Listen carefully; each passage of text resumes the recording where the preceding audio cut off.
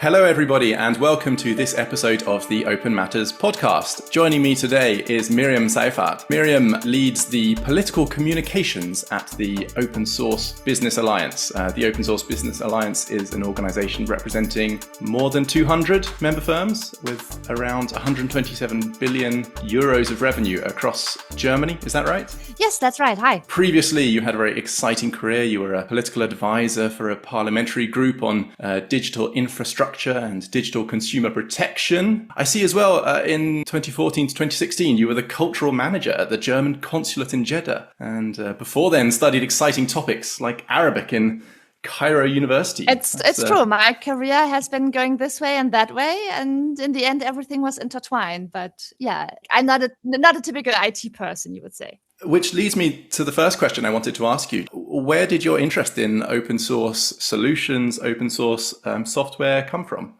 So it's almost in a literal sense, a conversion story, really, because in 2005, so exactly 20 years ago, when I moved to Berlin to start university, I moved into a shared flat, and I shared this flat with two other guys. And one of them was heavily involved in the Free Software Foundation Europe. So open source, free software, these topics were always being discussed on the dinner table, so to speak, in this shared student flat. And I had a very short conversion time, really. The spark flew over, and I was very convinced very soonish that open source is a great idea. Then I installed, Ubuntu on my laptop, and I was writing all my theses for my studies with LaTeX. And yeah, every time since then, I was just really convinced that open source is a great idea. It's great for democracy. It's a great cooperation tool. And in my free time, I was active in digital politics here in Berlin. But as you just mentioned, later on, it became also part of my professional career when I was working in Parliament. Yeah. Fantastic. Well, we're very lucky to have you on the team. Thanks for having me. We first crossed paths, I think, when I was helping with some of the English wording of a white paper that the Open Source Business Alliance was working on. It was about the selection criteria for the sustainable procurement of open source software. Can you just help our listeners with a little bit of the background about this? Why did we need to make this paper? What were we trying to achieve with it? So I would say around 2 or 3 years ago, we started encountering a problem, and we saw this problem with public tendering from two different angles. So the one angle is the perspective of public offices that started to procure more and more open source, which is great in general. But we also saw that they were issuing more tenders and start open source projects that then didn't go so well. And we were trying to find out why these projects, didn't turn out as was planned. And the other perspective was that our members actually reported that they saw an increasing amount of tenders, public tenders for open source solutions, but they saw that these tenders were more and more often won by freeloaders, so to speak, companies that offer services for open source solutions, but for an unreasonable low price. And they're winning the tender by way of offering this unreasonable low price. And when they're offering this unreasonable low price or dumping price, this obviously has effects on the quality of the service. Very often these companies don't really have any experience with relevant open source software. And also most of the time they don't contribute back to the software that they are using to then make a profit. So we saw this and said, well, there's a problem with public procurement of open source and we have to address this. And this was really the starting point for writing this white paper. And the idea was to give public procurement officers some guidelines, some ideas, some criteria how they can choose an open source vendor in a tender. So say you have an open source tender and you have a bunch of different vendors who are offering their services. And now you're trying to find out which one is the best for your public open source project. And we said that just, choosing by the lowest price is not the most reasonable idea. So we wanted to give them additional criteria that they can use to choose a vendor so that the open source project, the public open source project, would be successful in the end. So the problem is essentially that anybody could start a open source software company and fork an existing project and then offer that to public authorities. Yes, and Yes, and I mean this is in the very nature of open source, right? And it's part of the great freedoms that open source licenses are offering. And this is also what we want. We want a very diverse open source ecosystem. We want everybody to be able to freely use the open source software and to change it and to redistribute it. This is at the heart of the four open source freedoms, after all. But it becomes a problem when people use these freedoms and are just takers, as we call them. You know, they take the profits, they take the possibility of software that is lying around to be freely used, and they use it to make a profit off of it. But they don't give back, they don't contribute back, and yeah, they are just not putting any thought or resources into maintaining or further developing the software that they're using. And in the end, this actually hurts the whole open source ecosystem. Like everybody is the loser in the end. Like public offices are losing because their open source projects are failing. Often they don't even know why, because they are not open source experts. They want to use open source, but sometimes they're doing it for the very first time. And everybody else in the open source ecosystem is also losing, not only the other companies who are losing out on the tender, but everybody loses, because it gives, basically, in the end, it gives open source a bad reputation. It gives open source a bad name. Public offices might say, oh, open source doesn't work. We always knew it. We should have stuck to proprietary software. And we really, really don't want this. We want public offices to use more and more open source software, and we want their projects to be successful.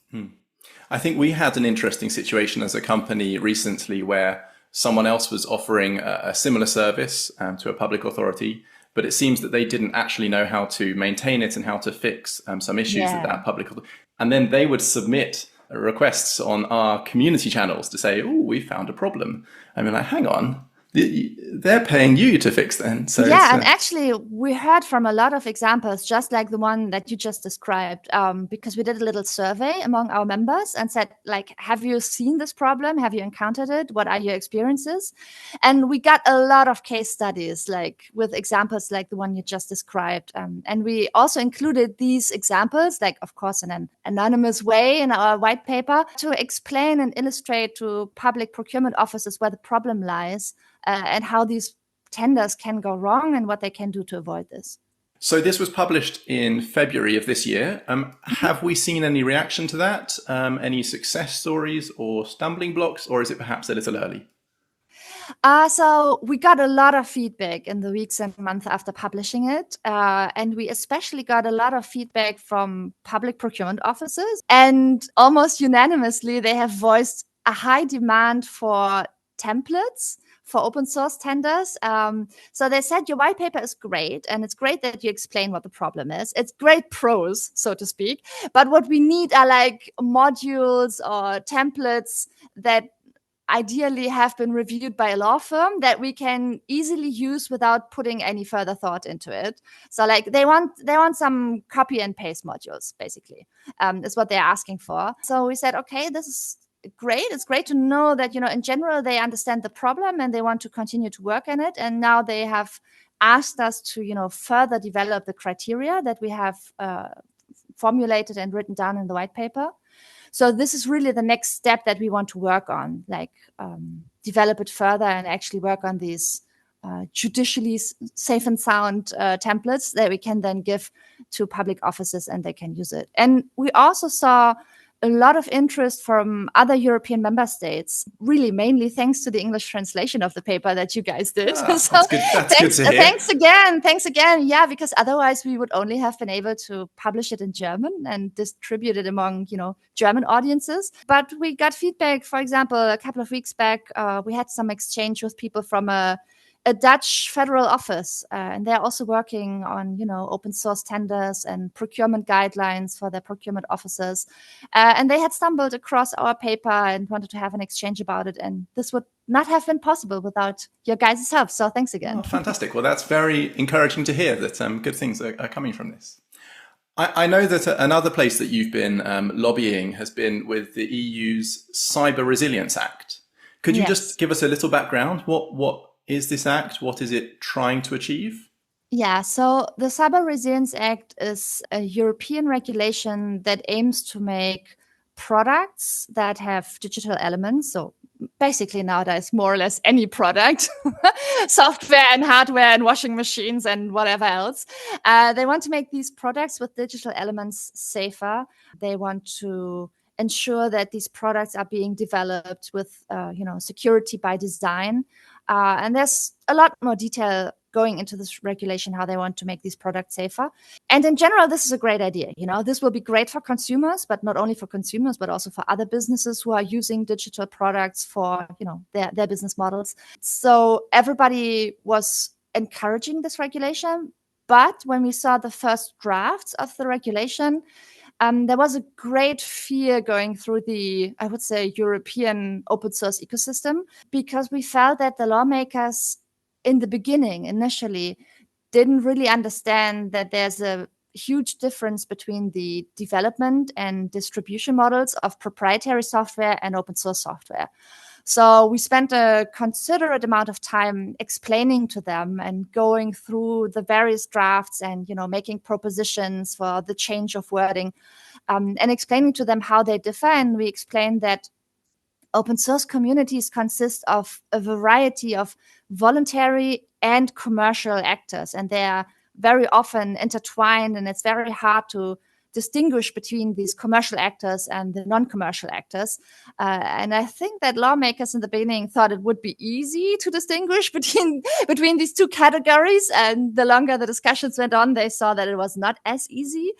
And in the beginning, we feared that there would be, over-regulation, and that a lot of people would just refrain from using open source or developing open source, because they would fear that they would be hit by the regulation and would have to pay fines if they would not comply. But the lobbying was actually successful eventually, and we work together with a lot of other European open source organizations, like the Open Forum Europe, for example, or Appel. That's the European umbrella organization for the open source trade associations.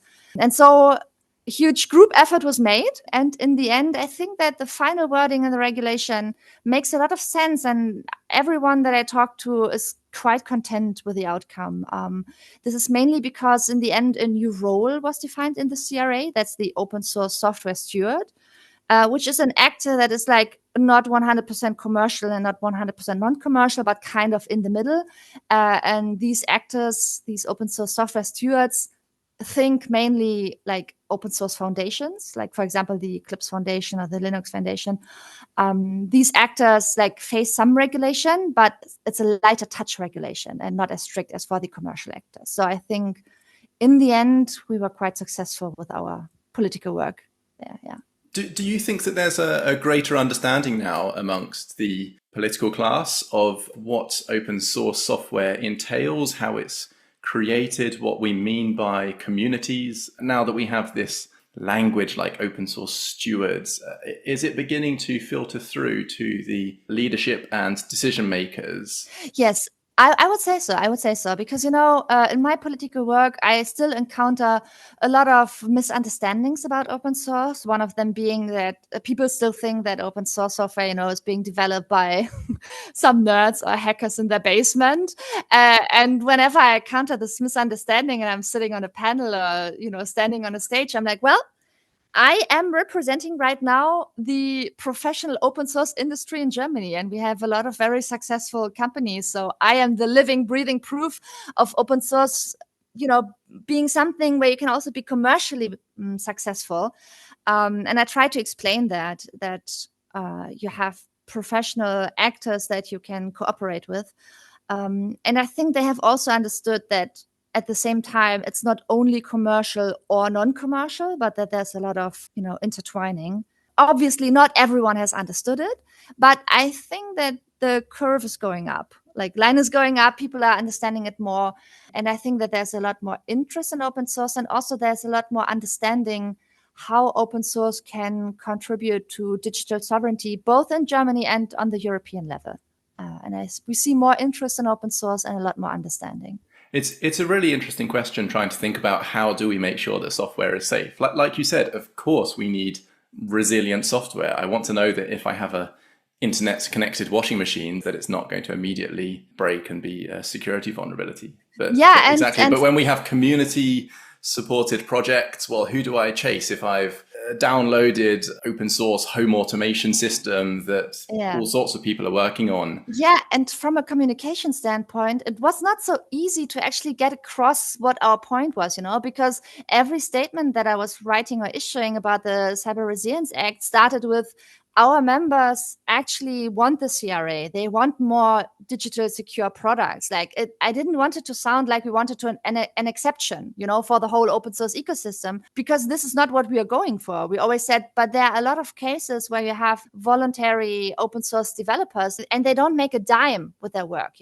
They are supporting open source because they believe in it and they want to contribute, and just for the fun of it, maybe. And as long as they don't make a profit from it, they shouldn't fall under the regulation. And to draw this line and explain it, that was not always easy, but we fought quite hard on it. Fantastic. Well, it sounds like you've done a good job there. Another topic I'd love to talk with you about is the newly formed Federal Ministry for Digital Transformation and State Modernization in Germany. This was launched in May of this year, and it's led by Carsten Wilberger. So I want to ask you, why was this created? And then perhaps we can move on to talking about some of their aims. Yeah, so let's take a step back in the beginning. So in the last legislative period before our federal elections, we already had a digital ministry, or Ministry for Digitization, but it was called the Ministry for Digitization and Traffic. And in all honesty, the minister was basically interested in traffic and was the Minister for Digitization in name only. And this was an open secret. Everybody knew it, and they weren't doing the most stellar work. So I can say that much. And also it was still digitization was part of a ministry that was also responsible for traffic. And it was a side subject, an afterthought kind of. And everybody really across party lines and also in the industry was agreeing that digitization should be a much bigger focus in this legislative period. And there should be a lot of resources amassed and also, legislative power, just a much bigger focus on digitization. And so they said, okay, we're going to have one ministry that is only responsible for digitization. And also another big change is that they have a lot more possibilities now to actually steer digitization. Because before, the Ministry for Digitization was only, responsible for their own resort, for their own house. And now they have much bigger power to steer digitization projects across all ministries in the whole federal government. For example, they are planning to have a digitization budget. So they are planning to centralize the spending for digitization across the whole federal government. And I think actually that this will be a big turning point. A lot of people are putting a lot of hope into this instrument, me included, because I think steering the spending makes a huge difference. A lot of money is being spent by the German state for software, for example, software and hardware. Billions, literally billions of euros are being spent for proprietary software for companies like Oracle or Microsoft for licenses. Really, billions of euros just spent for licenses. And this money could be much better spent, in my opinion, for the investment in the open source ecosystem. And I think it starts with an overview, which money is spent where. Follow the money. And only if it's centralized, you can actually steer it and say, okay, we want to invest more in open source software. So I think the makeup of this ministry makes a lot of sense, and I have put a lot of hope in it. Oh, fantastic. So at the OSBA, you're responsible for political communications. So how are you hoping to engage with this ministry, and what are your priorities then? So we have a great starting point, I would say, because the new administration has already said that they want to decrease the existing dependencies from proprietary big tech. And they also said that they want to support and promote the local economy. And this plays into our cards, I would say, because open source can be a big innovation booster and strengthen competition on the market. And we explain this to them, and we explain to them why it makes sense to invest into the open source ecosystem. So I think that we will meet open doors, so to speak. And also the minister has already said in an address at a conference like 3 weeks ago that they want to focus a lot on open source software and open standards. And when he's saying this publicly, we are going to remind him of it. And the administration and the digitization ministry, they have also announced that they want to build a Deutschland stack, like a German stack. It sounds similar to the Eurostack initiative, and I think it's also meant to be an equivalent, like a German equivalent to the Eurostack. And they have said that they want it to be interoperable with the Eurostack. And we are pushing for concepts and trying to convince them that when they are building a Deutschland stack or Eurostack, that we want them to focus on open source software and open standards, because we see a little bit the danger that the initiatives around digital sovereignty in Germany could go a little bit in the wrong direction, because we see a lot of other organizations like trade associations arguing for a like buy European or buy German approach, where they are arguing that digital sovereignty will be strengthened by only buying software products that are being produced in Germany or on the European market. And we're trying to explain that proprietary software can be just as big a liability to digital sovereignty when it's produced in Germany as big tech from the US. So that's where we're trying to start the conversation with them. It's been a news story in the UK recently, I think. It seems that our government departments have also been independently buying this and that cloud service and spending huge amounts. And now that they'd like to be more efficient with our money, they're finding it very difficult because each service has their own closed standards and formats. So it's proving very complicated and expensive, again, to work out how to migrate and to find a good way forward. So it's really great to hear that your government is making steps in the right direction. Perhaps we can learn a lot from that. We'll see. In all honesty, a lot of the things that they're announcing right now or that they have stated in their coalition agreement are super vague at this point. They are like super vague mission statements. We want to do this, we want to do that. And I think that it's going in the right direction in general, but we have to see how they're going to, in detail put flesh onto these projects. As I mentioned, like the Deutschland stack, it's great. But if it's just another proprietary software project with proprietary software that's from Germany, we have won nothing. And we have just exchanged one proprietary dependency with another. And also what you just mentioned, I have no idea what exactly they are planning. And I also suspect them that they still don't know what they are actually planning, because they are still starting. Whenever I talk to people from the ministry, they're like, we still have to organize ourselves because of the centralization in this new ministry. A lot of departments that have been previously in other ministries are going together. They're being pulled together in the new ministry. And there's a lot of moving boxes right now. And people you talk to who are like, I have no idea which department I'm going to be in tomorrow. I don't have a new phone number, whatever. So there's a lot of setting up going on at the moment. Just before we close, looking ahead, what keeps you optimistic about Germany and Europe's, maybe even the world's journey towards digital sovereignty? Well, it feels to me like open source has arrived in the mainstream. Like a couple of years ago, it was just a special interest subject in the political debate. And nowadays, whatever conference I go to, everyone is mentioning open source every couple of sentences. So this really shows to me that a lot of people are considering open source, taking it seriously, and that it's just taking place in the middle of in the political debate. But at the same time, this obviously also comes with challenges, like open source in the mainstream is a blessing and a curse at the same time. At the beginning, we talked about the problem of the freeloaders in our white paper about the procurement criteria. This is only an occurring problem because open source has arrived in the mainstream. But another thing that keeps me optimistic is the growing political strength of the open source ecosystem. We have much stronger networks nowadays, and we are better organized, and we can make our voices heard. And we talked about the successful lobbying around the Cyber Resilience Act, and I think this is a prime example for the open source community, coming together and just organizing in the political sphere and making their voices heard. And just on a personal note, for us at our organization, at the Open Source Business Alliance, we see a growing member base. Like more and more companies are becoming members in our organization because they want to be a part of the political discussions and because they are looking for exchange and expertise with other open source businesses. I also see a lot more businesses changing their business models to open source. this also makes me optimistic.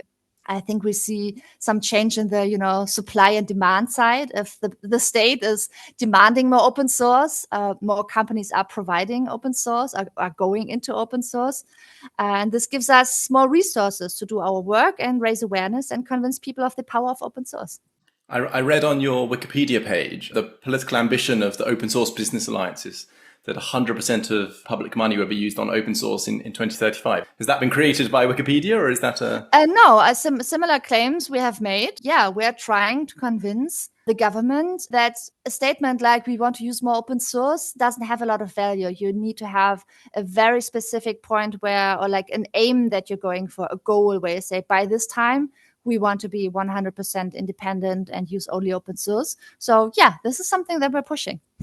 Fantastic. Well, we wish you good luck with this mission. It sounds like you are doing a fantastic job, and we're very happy to be working with you. And thank you so much for joining us on the podcast. It was Thanks really for having interesting. Me. I enjoyed it very much. Maybe we can have you back again sometime soon. Thanks for the great discussion and for the interesting questions. Thanks.